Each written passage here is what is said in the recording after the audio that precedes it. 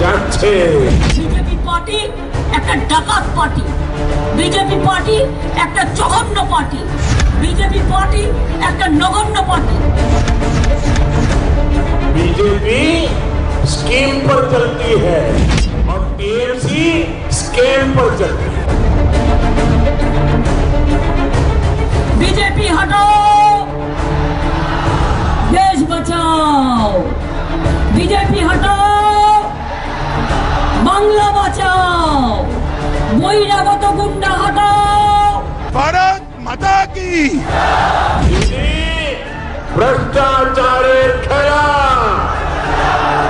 CPM Congress और BJP जगाई माधाई गदाई।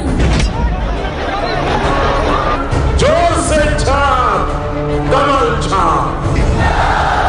থেকে বড় গদ্দার আর কেউ হতে পারে না, মনে রাখবেন। দিদি যাচ্ছে, যাচ্ছে, যাচ্ছে।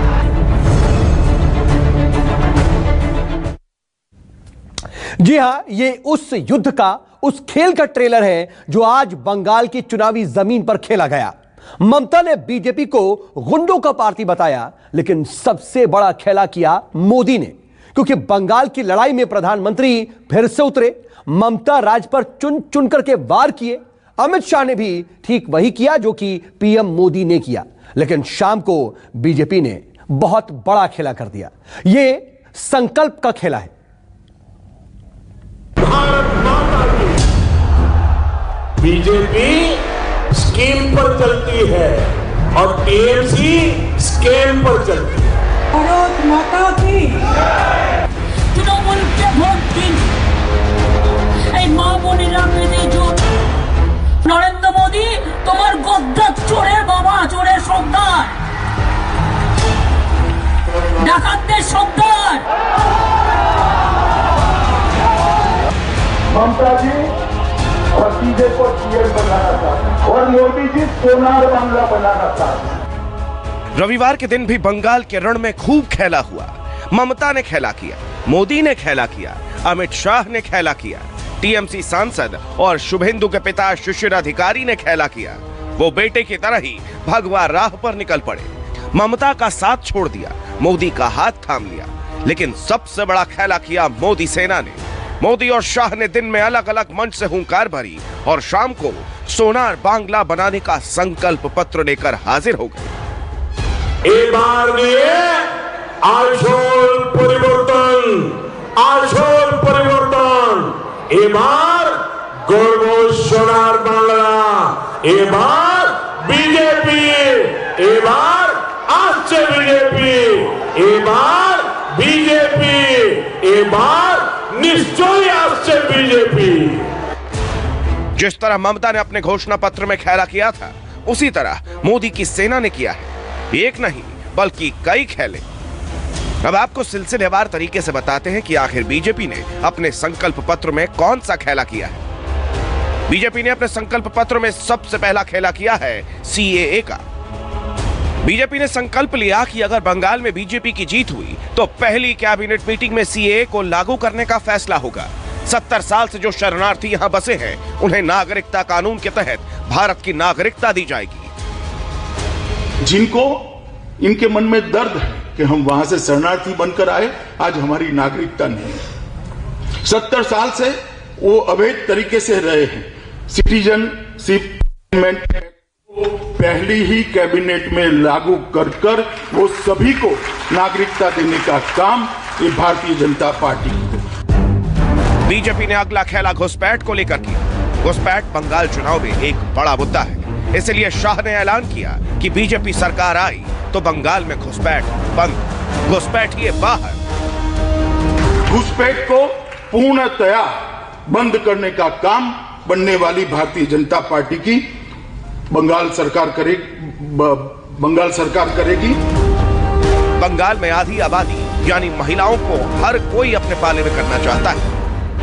पहले ममता ने महिला कार्ड खेला और अब मोदी ने। संकल्प पत्र में महिलाओं के लिए कई लोक लुभावने वादे किए गए। मसलन बीजेपी के राज में सरकारी नौकरियों में महिलाओं को 33% आरक्षण मिलेगा, यानी 100 में से 33 नौकरियों पर महिलाओं का हक होगा। लड़कियों के लिए केजी से पीजी तक की पढ़ाई फ्री होगी। हमने सभी महिलाओं के लिए केजी से पीजी तक की पढ़ाई निःशुल्क करने का निर्णय करा है। महिलाओं के लिए पब्लिक ट्रांसपोर्ट फ्री होगा। आशा वर्कर्स की सैलरी 4,500 रुपए से बढ़ाकर 6,000 रुपए किए जाएंगे। विधवाओं को हर महीने अब 1,000 की जगह 3,000 रुपए पेंशन दिया जाएगा। दलित और पिछड़े वर्ग की छात्राओं को छठी क्लास में आने पर 3,000 रुपए, 9वीं में दाखिले पर 5,000, 11वीं में 7,000 और 12वीं में 10,000 रुपए की मदद दी जाएगी।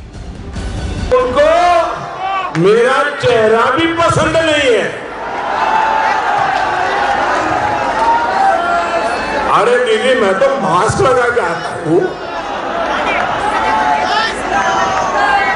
अरे दीदी, लोकतंत्र में चेहरा नहीं, जनता की सेवा, जनता के लिए किया गया काम, यही तो तराजू पर होता है, यही कसौटी पर कसा जाता है।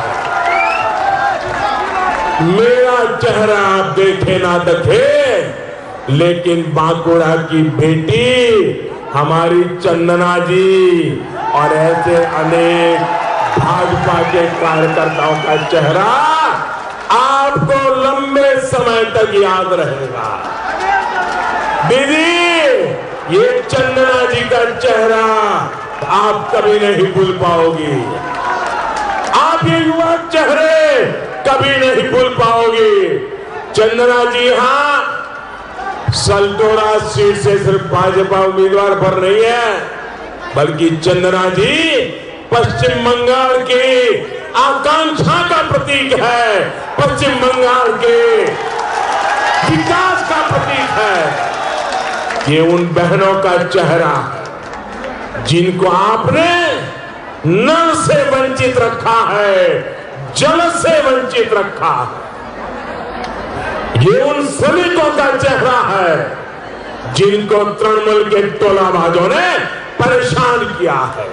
ये उन गरीबों का चेहरा है जिनके चावल, जिनके पक्के घर, जिनके हक पर तृणमूल के टोलाबाजों ने डाका डाला है। अब ऐसे ही चेहरे पश्चिम बंगाल की बहनों को, श्रमिकों को, गरीबों को न्याय देंगे, उनको उनका हक देंगे। बंगाल में 75 लाख किसान हैं, मतलब ये वो वोट है जो जीत और हार का फैसला करेगा। इसलिए दीदी ने भी किसानों के लिए दरिया दिली दिखाई और मोदी ने भी। पीएम किसान सम्मान निधि योजना के तहत बंगाल के 75 लाख किसानों को 3 साल से 18,000 रुपए नहीं मिले हैं। वो एक साथ सीधे सीधे खाते में भेजे जाएंगे। इसके बाद हर साल किसानों को 10,000 रुपए दिए जाएंगे। जो किसान भूमिहीन हैं, उन्हें हर साल 4,000 रुपए की मदद दी जाएगी। लघु और सीमांत किसानों के बच्चों को ग्रेजुएशन तक की पढ़ाई फ्री होगी। कृषक सुरक्षा योजना के तहत हम हर भूमिहीन किसान को 4,000 रुपए की साल की सहायता देंगे। बंगाल में 40 से 42 सीटों पर महिष्य समुदाय का असर है। इनका वोट पाने के लिए ममता ने भी इन्हें ओबीसी का दर्जा देने का ऐलान किया है और बीजेपी ने भी। आप ढीला हो गए बोलते रहिए। अब पश्चिम बंगाल ठान चुका है, पश्चिम बंगाल ठान चुका है, खेला शेष हो गए, विकास आरंभ हो गए।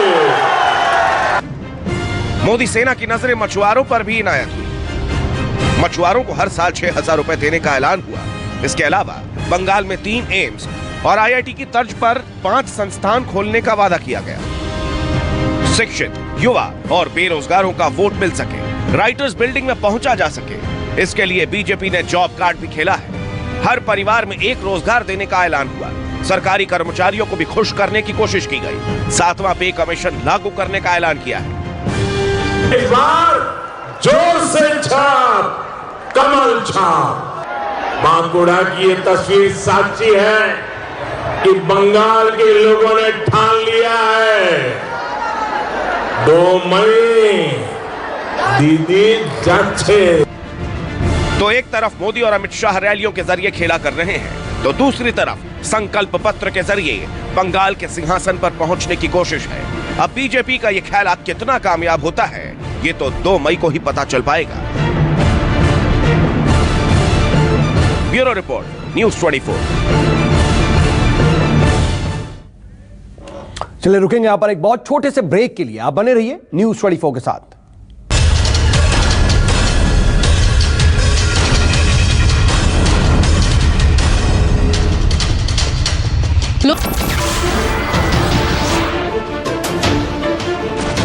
नमस्कार, मैं हूं मानक गुप्ता।